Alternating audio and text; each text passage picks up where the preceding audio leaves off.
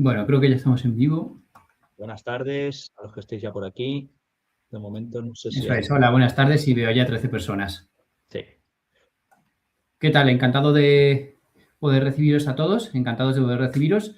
Vamos a dar 3-4 minutillos de cortesía, si os parece bien, y empezamos ya con la sesión en directo en la que os explicaremos un poco cómo funcionamos y resolveremos un par de supuestos prácticos. Uh-huh.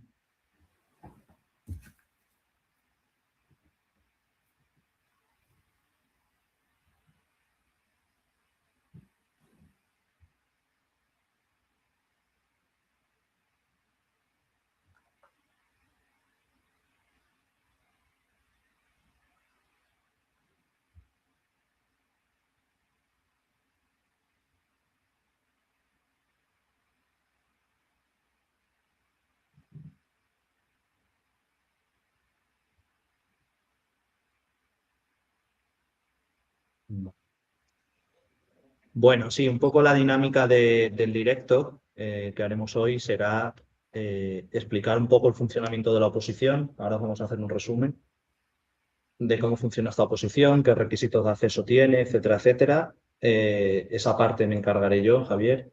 Eduardo explicará qué metodología seguimos en la academia y, como decía él, luego resolveremos un par de ejercicios para que veáis cómo nos gusta a nosotros explicarlos en clase.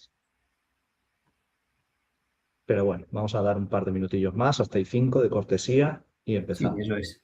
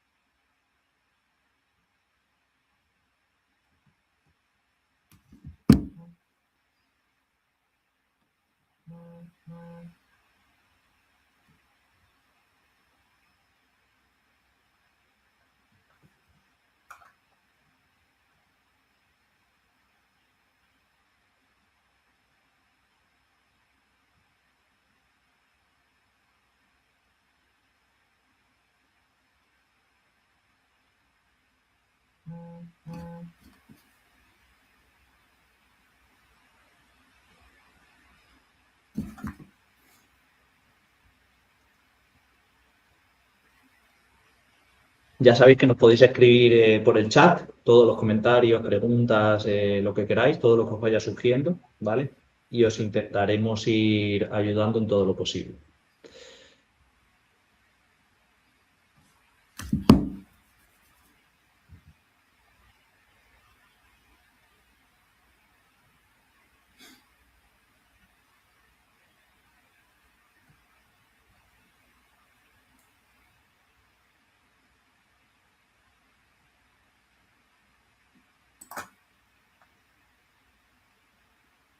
Bueno, pues vamos empezando, Eduardo, si te parece. Sí, perfecto, claro que sí. Venga. Bueno, pues buenas tardes nuevamente y muchas gracias por dedicarnos este tiempo en el que al final, lo que comentábamos al principio, vamos a intentar resolver todas vuestras dudas referentes a la posición de agentes de la Hacienda Pública. Os invito nuevamente a que todo el tiempo que queráis nos podéis ir escribiendo comentarios y preguntarnos cosas a través del chat. Y bueno, vamos a empezar un poco por comentar, para aquellos que sois más desconocedores, ¿no?, de esta oposición, por comentar qué requisitos y en qué consiste la oposición a agentes de la Hacienda Pública de manera muy resumida, ¿vale? La oposición de agentes de la Hacienda Pública pertenece al grupo C1 de las oposiciones del Estado. Es una oposición que actualmente está muy, muy bien en el sentido de que salen muchas plazas todos los años, es decir, el acceso está bastante factible, no digo que sea fácil, pero es bastante factible en la actualidad, sobre todo si lo comparamos con años precederos en los que había muchas menos plazas. Últimamente, en las últimas convocatorias, está gozando de muy buena salud la oposición y se están convocando en torno a 1.000 plazas en turno libre y 400 plazas por promoción interna. Luego hablaremos un pelín de la promoción interna, pero bueno, entiendo que la mayoría de vosotros estaréis interesados por el turno libre, ¿vale? 1.000 plazas son muchas plazas, con lo cual goza de muy buena salud esta oposición, ¿vale? En cuanto a los requisitos de acceso de la oposición, que muchas veces nos los cuestionáis, bueno, básicamente, si uno se lee las bases de la oposición, son 3 requisitos, básicamente, que es que tengáis nacionalidad española, que tengáis 16 años cumplidos, es decir, tengáis 16 años o más, y en tercer lugar, referente a la titulación, tenéis que tener el título de bachillerato o equivalente, ¿vale? Esos serían los 3 requisitos básicos para poder presentaros al proceso selectivo y poder acceder a este cuerpo de Hacienda, de agentes de Hacienda del Estado. En cuanto al temario de la oposición, consta de 32 temas divididos en 3 bloques. Un primer bloque de Derecho Constitucional y otras leyes constitucionales que consta de 7 temas, un segundo bloque de Derecho Administrativo que consta de 5 temas y un tercer bloque, que es el grueso de la oposición de Derecho Tributario, que consta de 20 temas. ¿Es una oposición larga? No, no es larga porque son 32 temas. Si la comparamos con otras oposiciones, es una oposición que no es demasiado larga.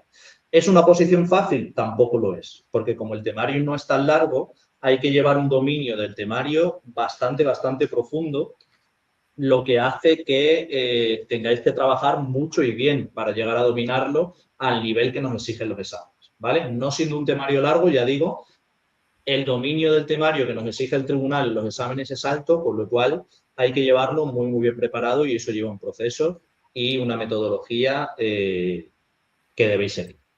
En cuanto a los exámenes de la oposición, actualmente son 2 exámenes, ¿vale? Para el acceso por turno libre. Un primer examen que se suele celebrar en marzo o abril de cada año, ¿vale? Que consta, que es tipo test y que consta de 80 preguntas a resolver en 90 minutos. Estas 80 preguntas serán sobre los 3 bloques, sobre el bloque 1, sobre el bloque 2 y sobre el bloque 3. Últimamente la tendencia está siendo a que en este examen tipo test el bloque 3 tenga más importancia que el bloque 1 y que el bloque 2. Antiguamente la proporción era prácticamente idéntica entre los 3 bloques y últimamente la proporción está siendo superior del bloque 3 respecto a los bloques 1 y 2. Las preguntas erróneas en este tipo test restan 0,25 y las no contestadas ni suman ni restan, ¿vale? ¿Qué nota tengo que sacar en este primer examen tipo test para pasar este primer examen y acceder al segundo? Bueno, pues eso ha ido variando a lo largo de los años. Hace 4 o 5 años la nota de corte se situaba más o menos en un 6 sobre 10, ¿vale? Es decir, no me valía con aprobar el examen para pasar este primer examen, sino que tenía que sacar un 6.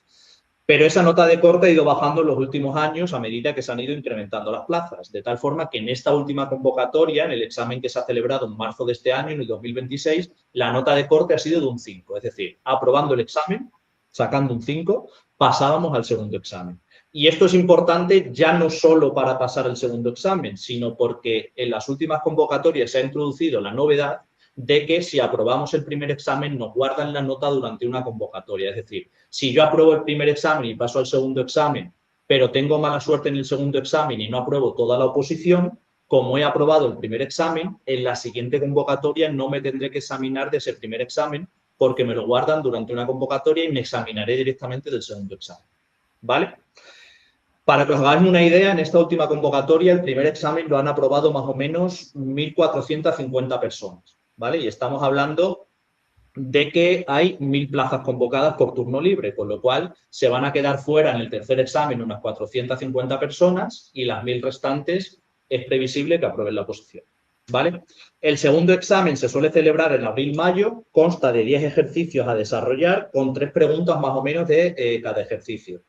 En cada ejercicio, perdón. Estos 10 ejercicios son sobre el bloque 3, sobre derecho tributario exclusivamente. No hay ejercicios ni del bloque 1 ni del bloque 2.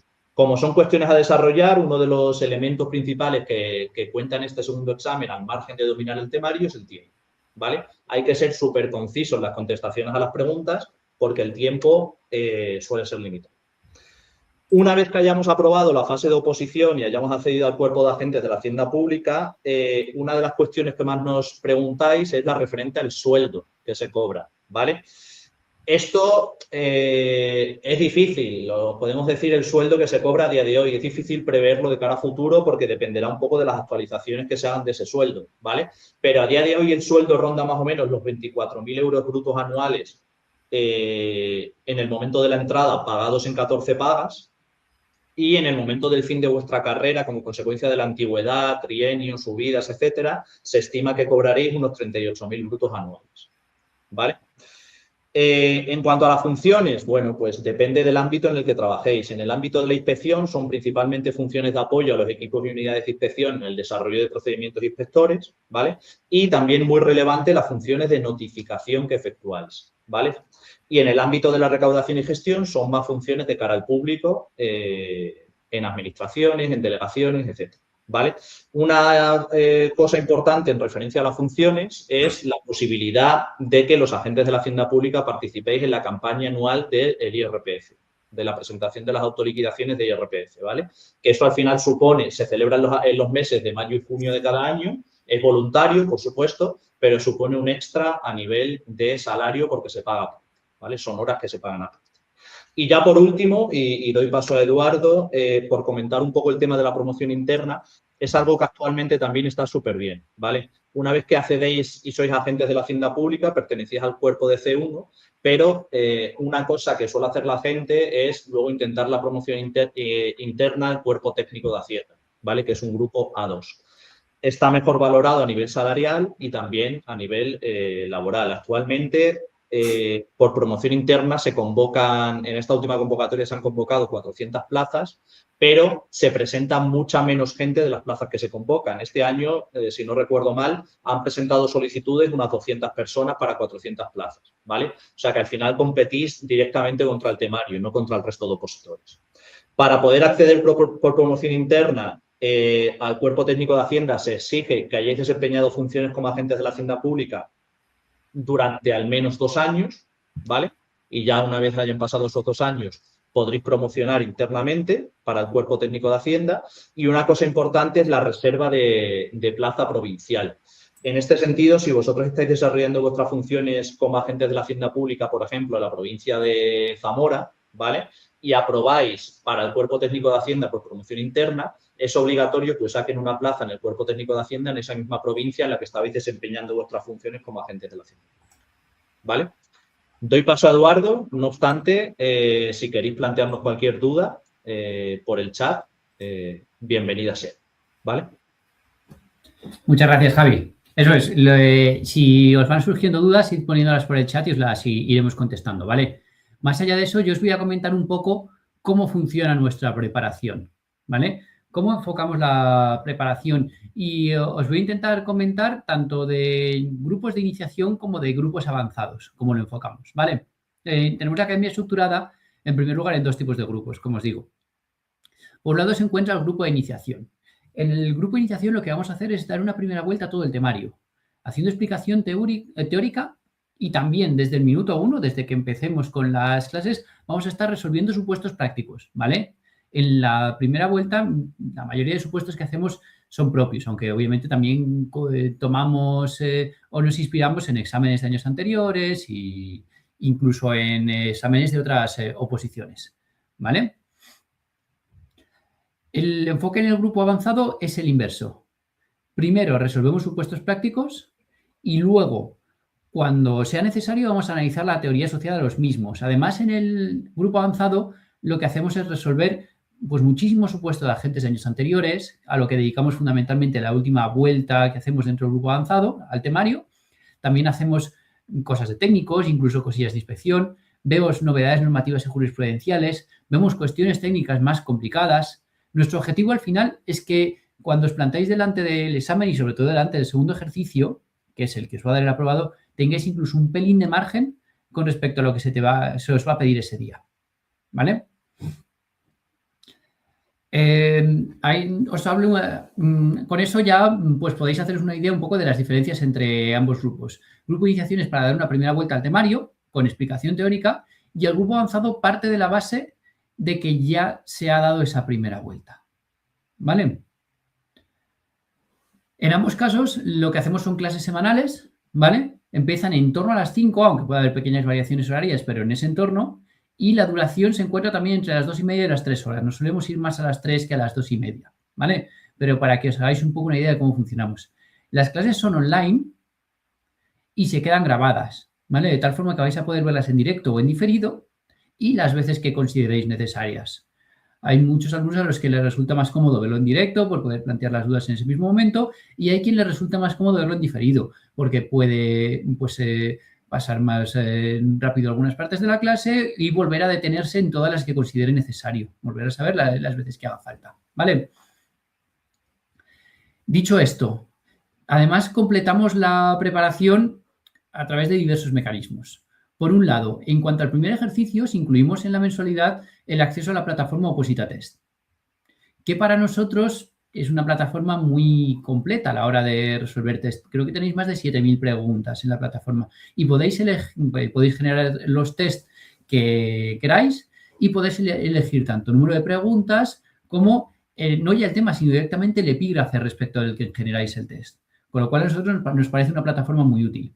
Y siempre recomendamos dedicar un mínimo de 5 horas semanales al test y a partir de ahí ir subiendo, ¿vale? El objetivo tiene que ser pues que básicamente cuando estéis acabando de estudiar una materia, los test se aprueben con un cierto margen con respecto a la nota de corte de años anteriores.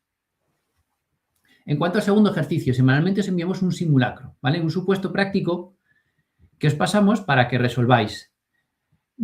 A veces son supuestos propios nuestros y conforme se va acercando el examen van pareciéndose más a los supuestos de convocatorias pasadas y similares.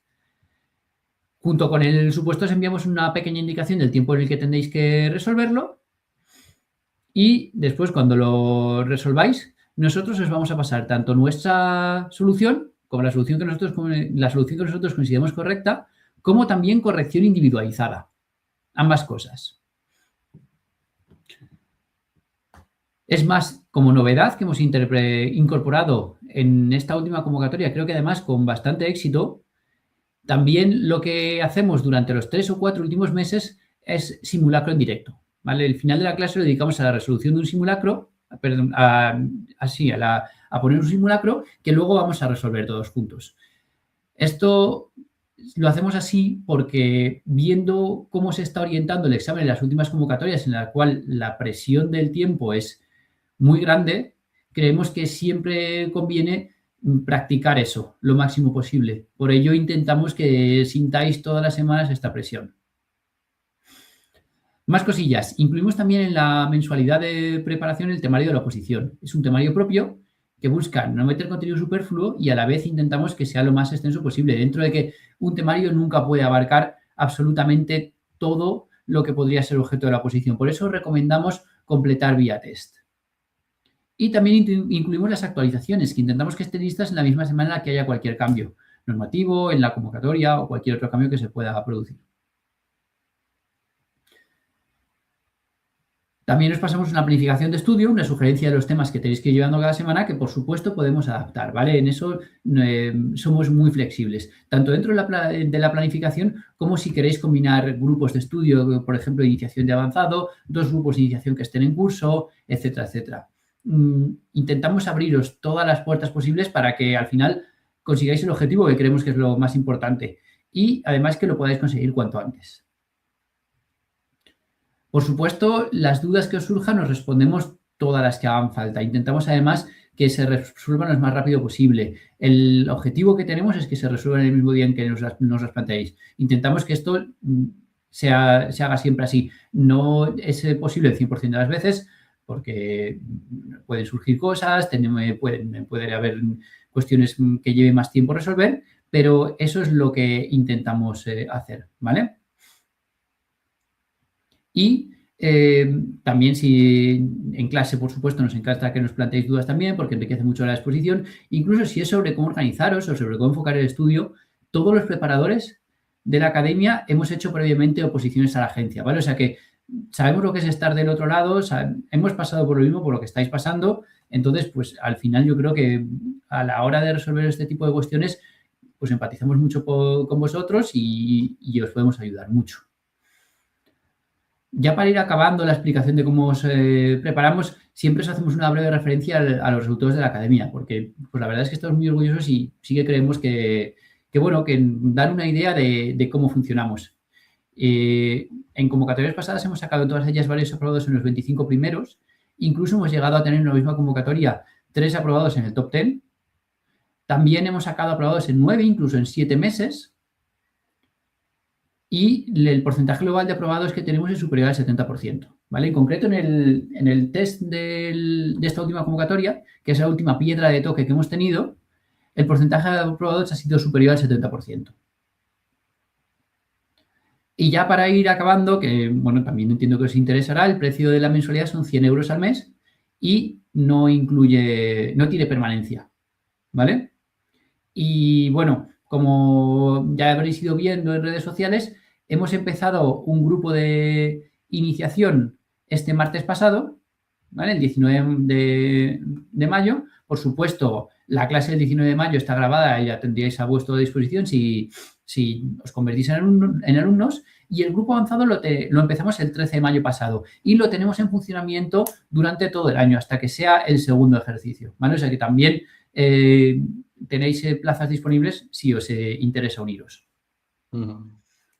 Y con esto acabo un poco la explicación de cómo preparamos. Javi, no sé si hay alguna duda por responder y si no, si pasamos a la resolución de supuestos prácticos. Ya la hemos ido resolviendo por el chat, yo creo que no queda ninguna pendiente. Lo que sí que me gustaría comentar también en el grupo avanzado, que una cosa que hemos introducido, que introdujimos hace unas cuantas convocatorias ya, un poco por petición de los alumnos y un poco por iniciativa nuestra, porque creemos que es buena idea y que os ayuda mucho, es que a partir de enero, es decir, en esos últimos meses previos a los exámenes, os hacemos una planificación completa de estudios semanal para los exámenes. Es decir, os vamos marcando semanalmente qué temas tenéis que estudiar, tanto de los bloques 1 y 2 como del bloque 3, para llegar bien preparados a los exámenes de abril y mayo, ¿vale? Tanto al primero como al segundo examen. Y eso al final, por lo que nos vais transmitiendo, os ayuda un montón, porque ya no es solo, no tenéis que planificar vosotros el estudio, sino que directamente somos nosotros los que os decimos, os marcamos el ritmo de estudio que tenéis que seguir para llegar bien preparados, ¿vale?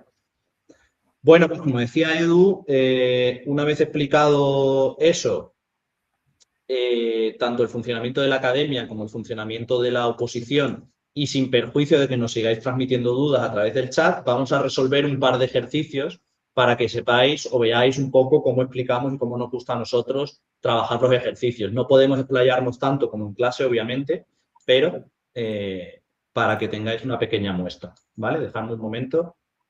Exacto. Javi, si quieres empiezo yo por el de iniciación y luego tú resuelves ya el de examen del año pasado. Si por ir en dificultad creciente, si no me da igual, como prefieras. Dale, perfecto.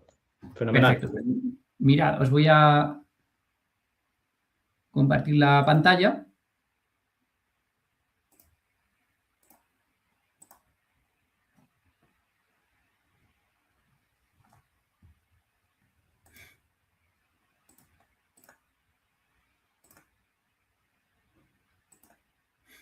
Vale, creo que ya se está viendo. Sí, se ve perfectamente, Edu. Perfecto, lo voy a poner. Vale, perfecto, pues ya estamos. Mirad, he preparado un supuesto práctico de rendimientos del capital inmobiliario relativo al arrendamiento de una vivienda. Nos situamos, lo primero, en el ámbito del IRPF, ¿vale? Es un supuesto de este impuesto. Dentro del IRPF tenemos distintas modalidades de hecho imponible y en concreto esta es la relativa a la obtención de rendimientos derivados de la titularidad de bienes inmuebles.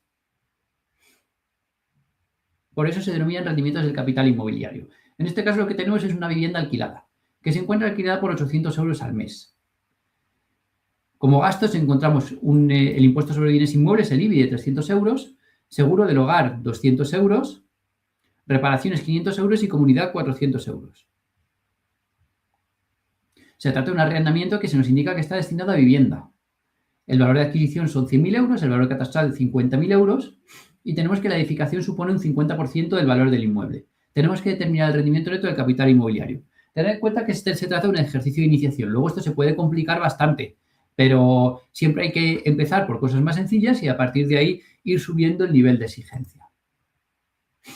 Bueno, lo que siempre hacemos a la hora de resolver un supuesto práctico de IRPF, cuando tenemos que calcular un rendimiento neto, ¿vale? Que es lo que se pide en este caso, es atender lo primero a la normativa aplicable, que son los artículos 22 y siguientes de la ley de IRPF.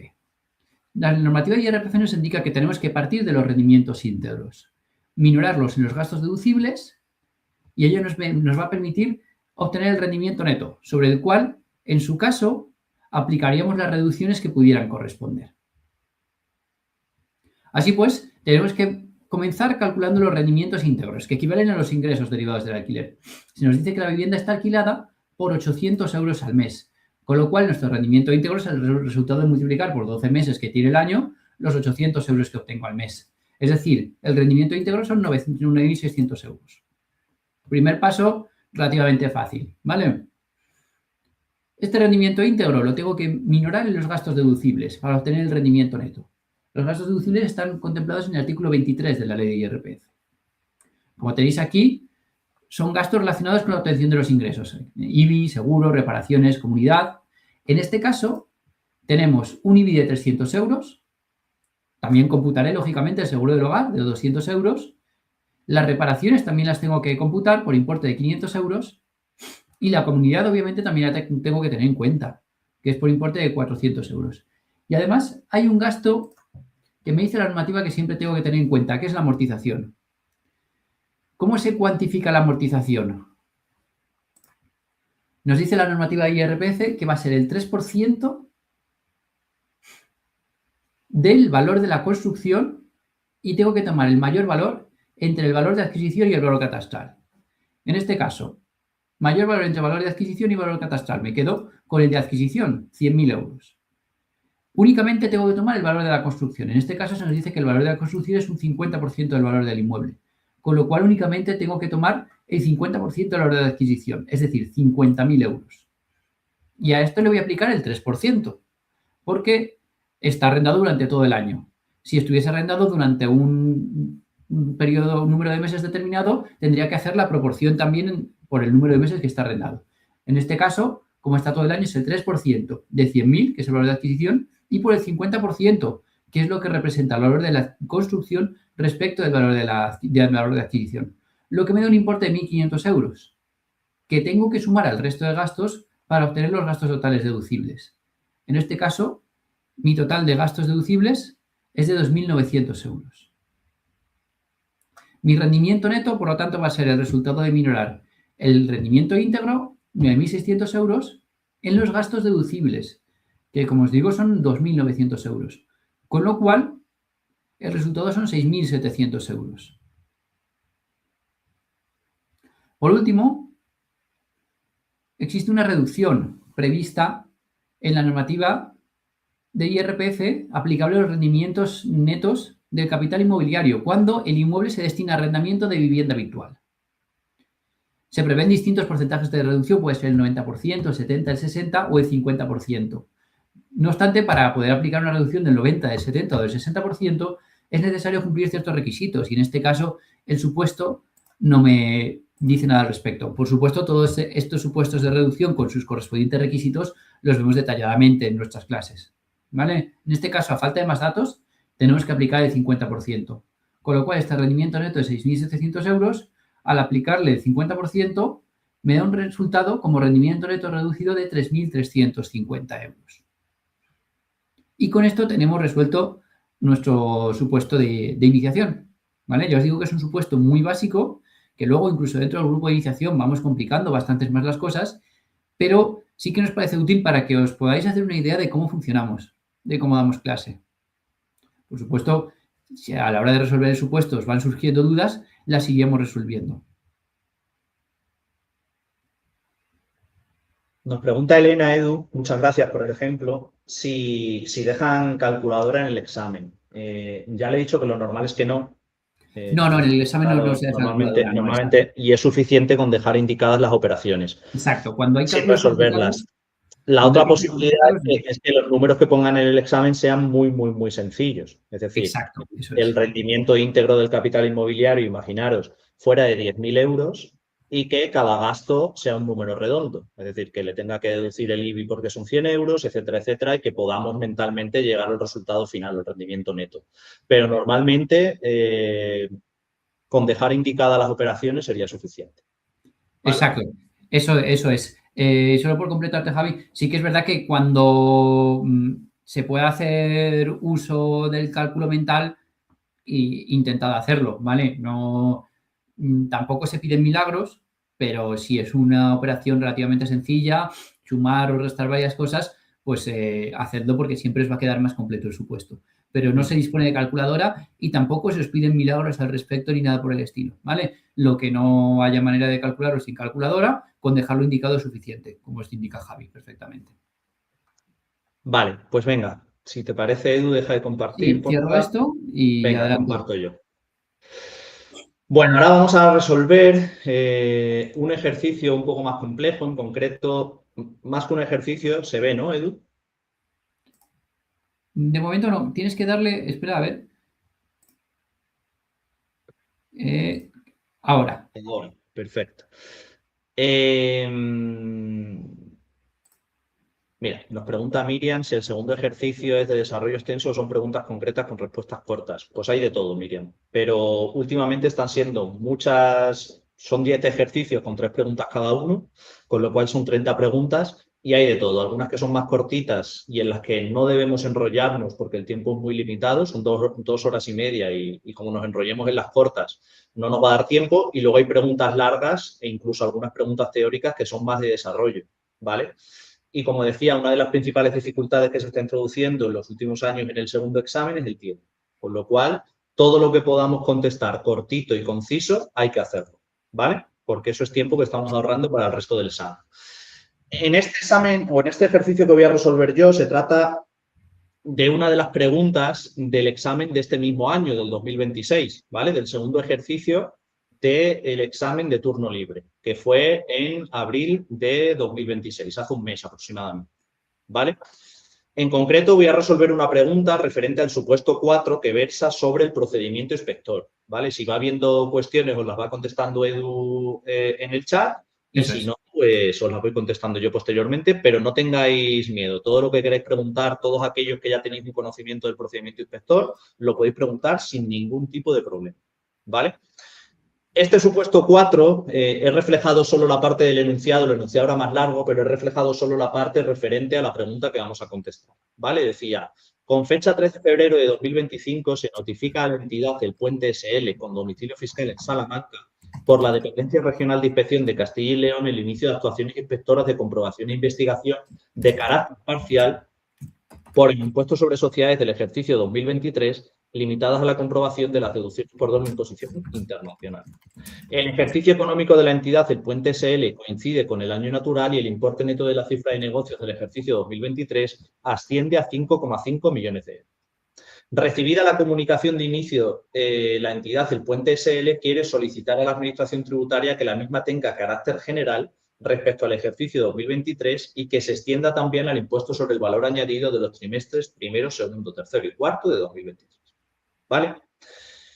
Y la pregunta 10 nos cuestiona, en primer lugar, la procedencia de la solicitud en relación con la extensión del alcance del procedimiento de parcial a general en el caso del impuesto sobre sociedades del 2023 y respecto a la inclusión de dicho procedimiento con carácter general del IVA del primer al cuarto trimestre de 2023. En segundo lugar, el plazo para efectuar la solicitud por el Puente SL. Y en tercer lugar, el plazo para resolver por parte de la Administración Tributaria esa solicitud y efectos del incumplimiento del plazo de resolución. Bueno, yo creo que en el examen lo primero que tenemos que hacer en cada uno de los supuestos, en cada uno de los 10 supuestos, es indicar la normativa que vamos a aplicar, que en este caso, como es un supuesto referente al procedimiento inspector, la normativa se encuentra regulada en los artículos 141 y siguientes de la Ley General Tributaria y en los artículos 166 y siguientes de su reglamento de desarrollo, del Real Decreto 1065-2007. ¿Vale? A partir de ahí, si nos acordamos de los artículos concretos que regulan las cuestiones que nos preguntan, los ponemos y si no, por lo menos ya tenemos puesto de manera genérica los artículos que regulan, en este caso, el procedimiento inspector. El inicio del procedimiento se produjo, nos lo indica expresamente el enunciado, el 3 de febrero de 2025. El plazo máximo de duración del procedimiento será de 18 meses, porque no concurre ninguna de las causas previstas en el artículo 150 de la Ley General Tributaria para que el plazo sea de 27 meses y, por tanto, el fin del procedimiento se debe producir como máximo si al 3 de febrero de 2025 le sumo 18 meses, el último día del procedimiento como máximo sería el 3 de agosto de 2026. ¿Vale? La extensión del procedimiento se refiere al impuesto y al periodo que voy a comprobar, que en este caso sería el impuesto sobre sociedades de 2023, ¿vale? Y el alcance se refiere a si es general cuando voy a comprobar todo el impuesto o parcial cuando voy a comprobar tan solo algún aspecto del impuesto. En este caso el alcance es parcial porque la comprobación se limita a las deducciones por doble imposición internacional de 2023. Bueno, este ejercicio, esta primera pregunta de este supuesto número 4, versa sobre los artículos 149 de la ley, 179 del reglamento, que recogen la posibilidad que tienen los obligados tributarios a los que se les inicie un procedimiento inspector de alcance parcial para solicitar a la Administración que ese procedimiento tenga alcance general. Es decir, cuando se le inicia un procedimiento de inspección para comprobarle alguna parte del impuesto, como era este caso, porque en este caso solo se van a comprobar las deducciones por doble imposición internacional, el artículo 149 de la ley reconoce que los obligados tributarios pueden solicitarle a la Administración que les compruebe todo el impuesto, no solo una parte, sino decirle a la Administración, oye, compróbame todo el impuesto sobre sociedades de 2023 y no solo las deducciones por doble imposición internacional, ¿vale? Ese derecho que tienen los obligados tributarios, de acuerdo con la ley y con el reglamento, debe ser ejercido en el plazo de los 15 días hábiles siguientes a la notificación de la comunicación de inicio, ¿vale? Como la comunicación de inicio, el procedimiento se inició el 3 de febrero de 2025, el plazo para efectuar esa solicitud comenzará el 4 de febrero de 2025, es decir, al día siguiente, y se extiende durante 15 días hábiles, ¿vale? Como en el examen no nos dejaban un calendario y los días hábiles incluyen los fines de semana y los festivos, no podemos saber exactamente qué día concluye ese plazo, pero sería cuestión de sumarle 15 días hábiles al 4 de febrero de 2025, ¿vale? Con dejarlo indicado, la fecha de inicio, que sería el 4 de febrero de 2025, y el plazo que se extiende durante 15 días hábiles sería suficiente, ¿vale? La primera, nos preguntaba también esta cuestión si esa solicitud del obligado tributario afectará solamente a aquello que se estaba comprobando inicialmente, es decir, al impuesto sobre sociedades de 2023, o si también esa solicitud puede incluir, como pretende el obligado tributario, que se compruebe con alcance general el IVA de 2023. Bueno, pues esta cuestión nos la resuelve también la ley y el reglamento al indicarnos que las solicitudes del obligado tributario solo afectarán aquello que se estuviera comprobando con alcance parcial. Es decir, que la solicitud del obligado tributario para que la actuación inspectora se lleve a cabo con alcance general solo se referirá, solo afectará al impuesto sobre sociedades de 2023, que es lo que ya se estaba comprobando con alcance parcial y no puede incluir otros impuestos, en este caso el IVA de 2023. ¿Vale? La solicitud del obligado tributario se debe formular al órgano competente para liquidar o se puede formular al actuario, que lo recogerá en diligencia y lo transmitirá a ese órgano competente para liquidar. Y en tercer lugar, esta pregunta número 10 nos cuestionaba por el plazo del que dispone la Administración para ampliar el alcance del procedimiento y efectos del incumplimiento de ese plazo de resolución por parte de la Administración. Bueno, pues esta cuestión también la resuelve el artículo 149 de la ley y el 179 del reglamento, ¿vale? Una vez que el obligado tributario ejerce este derecho dentro del plazo de los 15 días hábiles que hemos comentado anteriormente, la Administración dispone de 6 meses contados desde el momento en el que el obligado tributario formula la solicitud para ampliar el alcance del procedimiento de parcial a general, ¿vale? Esa ampliación se tiene que efectuar con carácter necesario. Siempre que el obligado tributario formule esa solicitud en plazo y cumpla los restantes requisitos, la Administración no puede denegar esa solicitud, ¿vale? Debe ampliar sí o sí el alcance de parcial a general. Ese plazo, como decíamos, es de 6 meses y en caso de que la Administración incumpla ese plazo de 6 meses para ampliar el alcance de parcial a general, la consecuencia será que el inicio del procedimiento con alcance parcial no interrumpirá la prescripción con carácter general para el impuesto sobre sociedades de 2023, ¿vale? Esta frase, que es un poco enrevesada, la aclararíamos en clase, sin duda, para que tengáis un mayor conocimiento, pero no es cuestión ahora tampoco de explayarnos demasiado, ¿vale? Bueno, pues esta sería la primera pregunta que se efectúa respecto del supuesto número 4 que se efectuó en el examen de este año, de 2026. Ya veis que versa es una pregunta totalmente centrada en el artículo 149 de la ley y 179 del reglamento, que nosotros en clase, en concreto yo, machaco un montón y todos los alumnos me dijeron después del examen que con esta pregunta no tuvieron ningún problema, ¿vale? No sé si hay alguna cuestión, Edu, en el chat. No, no ha habido nada. Ya está resuelta, la única que hubo.